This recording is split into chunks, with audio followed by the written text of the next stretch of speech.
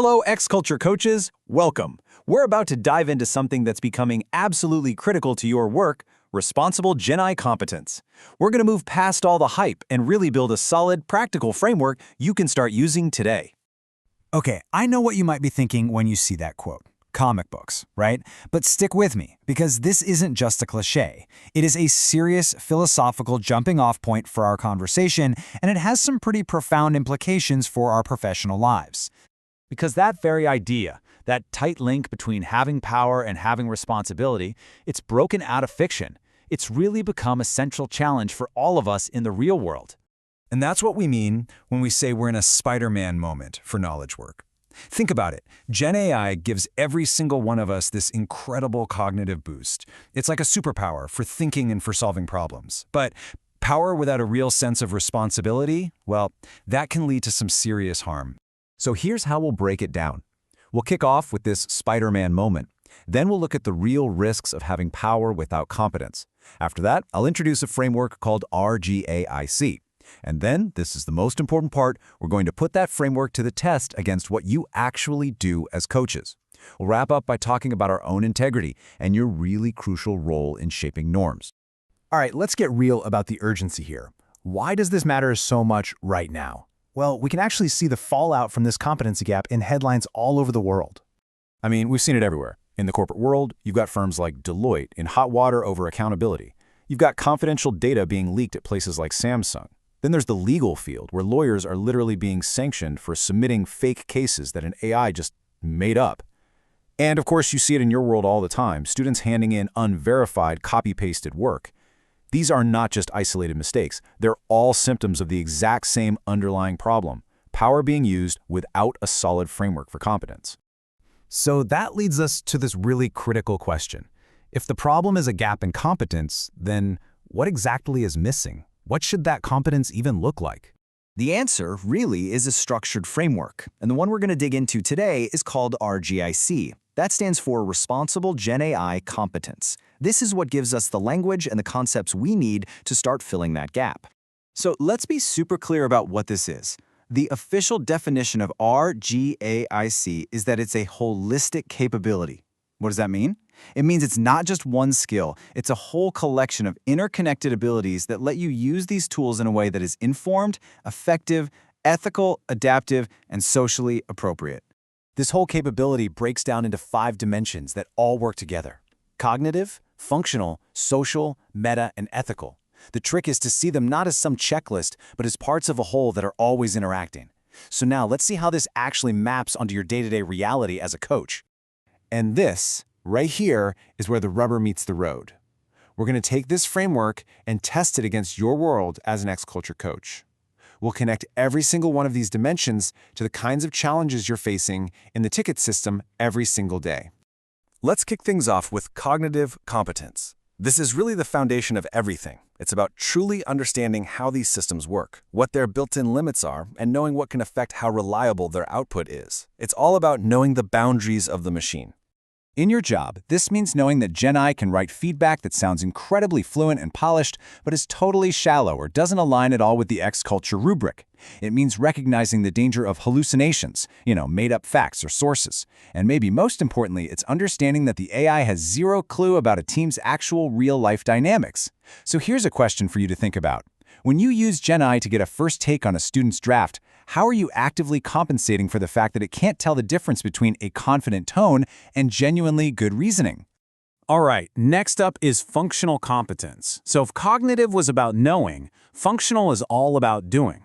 This is your ability to actually apply the tool effectively to get something done.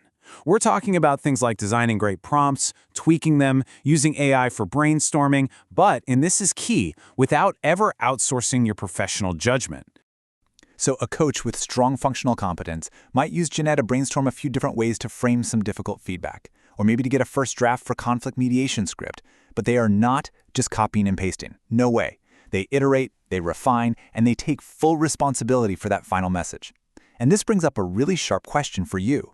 In a really tense conflict ticket, where do you draw that line?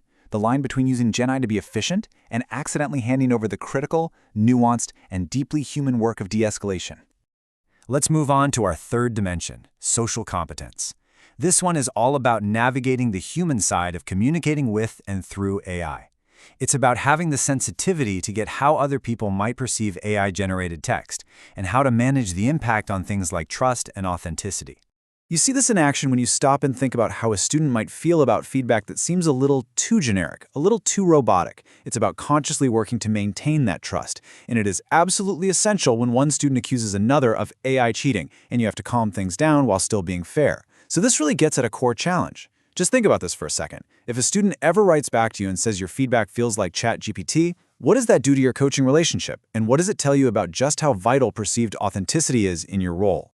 Okay, our fourth dimension is metacompetence. I want you to think of this one as your own internal self-regulation engine. It's your ability to keep learning, to reflect on your own habits, and to adapt how you use Gen AI as the tech and your own needs change over time. This is about managing yourself. A coach who's good at metacompetence might notice, hey, I'm leaning on AI a lot this week, and then consciously decide to pull back. They ask themselves, is this tool making me a better coach, or am I just becoming dependent on it? It's also about managing your own emotions, taking a breath after reading a really hostile ticket before you ask an AI to help you draft a reply. So the real question for your own practice is this: what's your process for self-auditing? How do you make sure this powerful tool stays a support and never becomes a substitute for your coaching? And finally, we have ethical competence. This is about being proactive and aligning your use of Gen AI with professional, responsible standards. It's about being aware of things like fairness, privacy, and bias. And at its core, it's about taking accountability.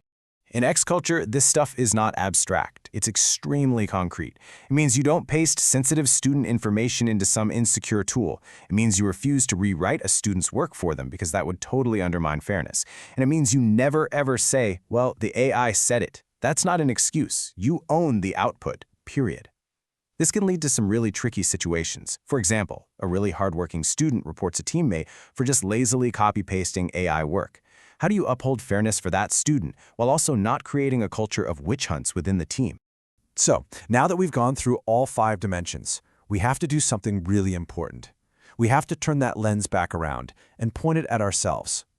This is a moment to really think about the potential for double standards. Okay, let's just be direct here. If we're going to critique students for copy-pasting their submissions, but we're becoming over-reliant on AI drafts ourselves, or if we penalize them for unverified hallucinations, but we're forwarding AI outputs without checking them, what does that say about our own coherence, about our integrity? Now, this isn't about shaming anyone. It's about a bigger principle: distributed accountability. Responsible use has to start with us. So where does all this leave us? What's the path forward? Well, it's about seeing your role as something much bigger than just solving the immediate problem that's in front of you.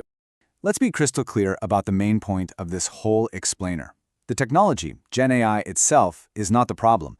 The problem is, and always will be, irresponsible use. And because of that, your role in this whole ecosystem is, well, it's more profound than you might realize. You're not just here to close tickets. You're not just here to resolve disputes. You are norm shapers. With every single piece of feedback you write, every conflict you help navigate, and every standard you choose to uphold, you are actively teaching the next generation of global professionals what responsible, competent, and ethical work actually looks like in the age of AI. Which brings us right back to where we started. This power is now in your hands. But it's not just a tool to be more efficient, it's an instrument for development.